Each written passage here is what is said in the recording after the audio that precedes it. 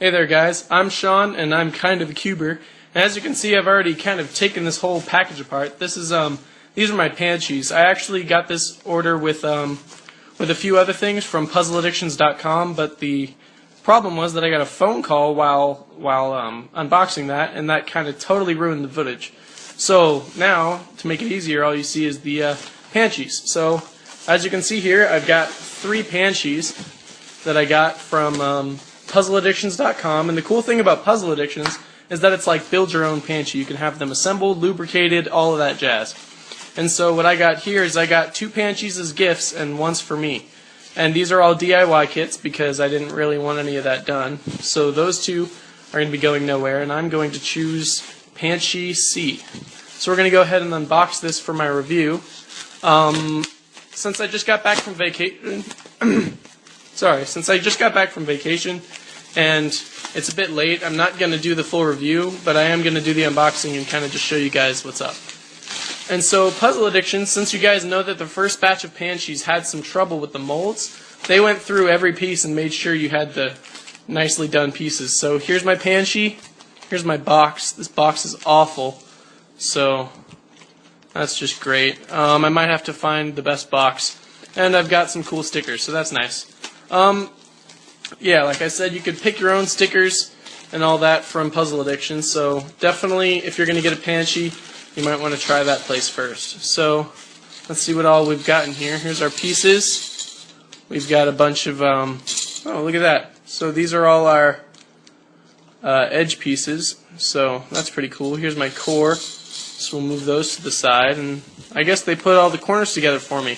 That's cool because that's what the molds were mainly having trouble with, so they went ahead and put the corners together. So that's nice. Like I said, all I'm going to do is unbox it right now. I'm not going to put it together on video or anything. So there we go. Those are my corners, so you can see.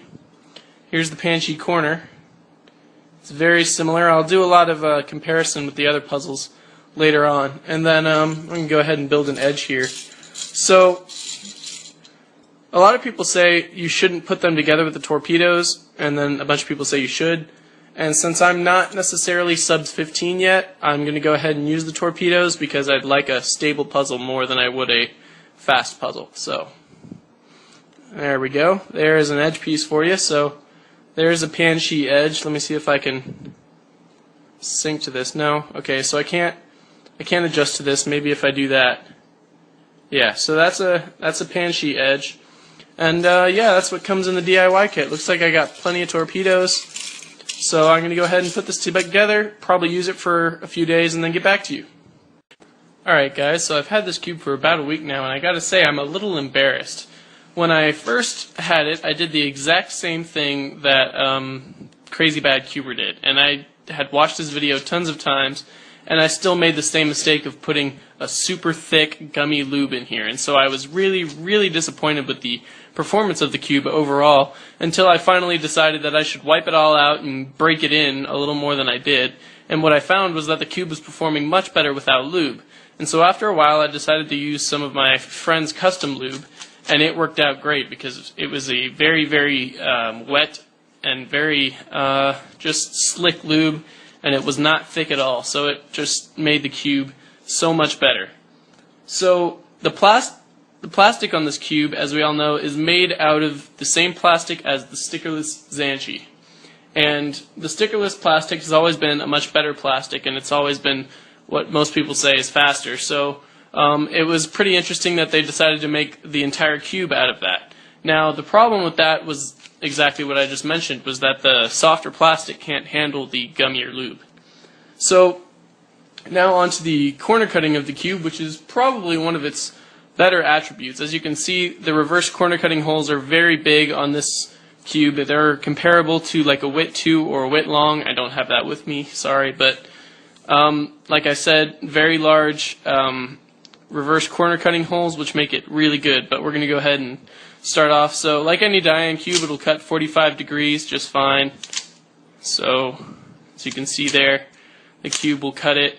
Mine is a little, oh, there it goes. Yeah, see, you just got to you got to force it a little bit. And then you can still even go on past that. My tensions have been lucky with me. I can put this right in line with the D on my logo, and it'll cut that too. I can go a little further than that, but that's where it starts to lock up. And that's where the edge of this piece starts to interfere with the reverse corner cutting hole there and locks into it. But if you give it a little jiggle, it'll usually go through. So now onto reverse corner cutting, we're going to set it up at half a cubie here. And it cut, oh, it looks like I lost the center cap. I'll go into that a little bit later, but we'll set up half a cubie again. Yep, a little more than half a cubie. Good, 3/4 of a cubie. Yep, so as you can see, the reverse corner cutting is really well. We're going to go ahead and line this up at the very edge, and this should be, oh, yeah, that's about the point where you're starting to get into the regular corner cutting phase. As you can see where this would line up here, it starts to cut normally. So there's a very small line between the reverse corner cutting and the regular corner cutting, and there's not a lot of space where it would lock up, which is really, really good. So let's go ahead and start talking about the pieces on this cube. We're going to start with the edge pieces, and I'm going to be comparing it to a Panshi piece because that's so far the best cube that Dayan makes. So here is a Panshi corner. I'm actually, you know what, I'm gonna zoom in on this. So, okay, so I've got a few pieces I can go over here now that I've zoomed in. So we're gonna go ahead and start off. Here is the Panshi edge, and you can see that it is quite a bit thin here, and the rail is quite small too, but that's due to the fact that the core on the Panshi and all the space within the core is much, much smaller. So you end up with these longer, thicker pieces. So we're going to go in a little further and see that the rail and torpedo are much smaller than they are on the Panshi. As you can see here, the rail and torpedo is a lot larger on the Panshi than it is on the Panshi, and that's due to the size of the cores. Now, the rest of the cube is pretty much similar, but you see where the Panshi comes up right here after this long swoop. This one actually has a little further up, and then there's an indent after that. So it's got a system that's very similar to the Lun Hoi, in which that the pieces will flare out before the rail, and that will attach it to the center caps. So we'll go ahead and take off a corner here off the Panshi, and there's not a whole lot to say about the corners. They're pretty much similar to a Panshi corner, only that they have this ridge here that pretty much just extends the center stock, and then it actually increases stability. I'm sorry. And but the design of the overall corner stock piece here is exactly the same as the Panshi, only smaller and thinner. So the scooping out is pretty much the same. Not a whole lot there. That's mainly used for corner cutting. So that's pretty much it for the corners and edges. And one last thing I'd like to mention is that the Panshi center caps have no tabs. So they have a tendency to come off, especially during reverse corner cutting, whereas the Panshi has tabs on the edge of the corner pieces, which keep the center caps. It keeps the center caps locked in a little tighter.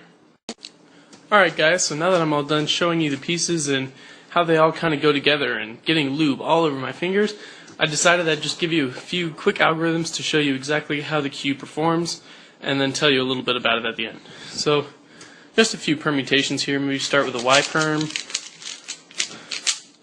Okay, maybe a T perm now. You know what, let's do another T perm since people love T perm so much. And a UA perm just to put the cube back where it was. So, as you can see, permutations are pretty cool in this cube. I might do a couple OLL algorithms too, like antisoon. We'll just do that a bunch of times. Now, let's do a pi case. I forgot. Oh, there it is. Sorry. I haven't done 2x2 in a little bit. So, there you go. That is your Dayan Panshi. Now, I gotta say, basically what it feels like is if you were to take a Ling Yun and you were to tighten it too much.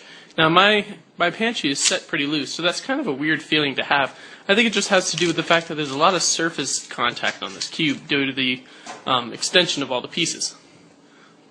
So, yeah, not really much else I can say about that. So that is pretty much the end of my review for the Dayan Panshi, and I hope to see you guys next time.